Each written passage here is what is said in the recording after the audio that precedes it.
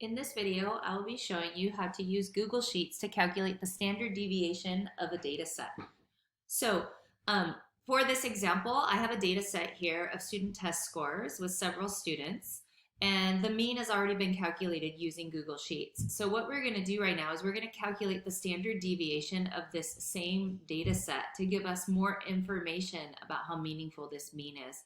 So in order to do this, just like anytime I want Google Sheets to calculate, I'm going to start with the equal sign.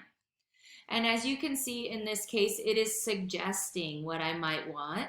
So I can either pick the suggestion if it's a correct suggestion, or I can just type in the command. In this case, the command for standard deviation is STDEV, which is what it's suggesting. So I'm going to go ahead and click on that. Now, when I do the standard deviation is related to the average of those same numbers.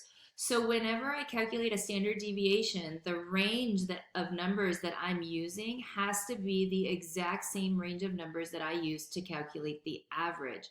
So in this case, it thought that I wanted to use cells B2 through B19, but in fact, B19 is empty. I want it to use cells B2 through B18. So I'm going to go ahead and change this to B18. So you'll see here it is highlighting the cells where I have the student test scores.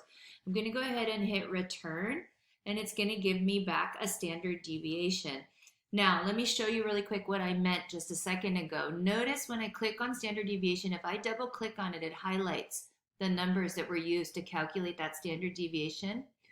The numbers used to calculate that must be the same numbers that were used to calculate the average, because the standard deviation is telling me more about that average. So it has to use the same exact numbers in the standard deviation calculation.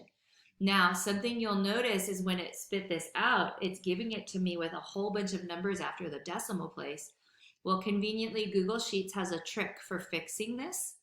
So the rule in IB Bio is that you need to have a consistent number of digits after your decimal place. So notice that all of these test scores have 2 numbers after the decimal place.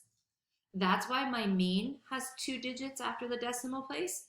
And my standard deviation also needs to be the same. So the easiest way to fix that is to come up here to these 2 tools. One of these increases the number of decimal places, the other decreases. So what I'm going to do is I'm going to click on decrease because I want it to go down, and I'm going to stop when I have 2 numbers after the decimal place so that it matches my data set and my mean.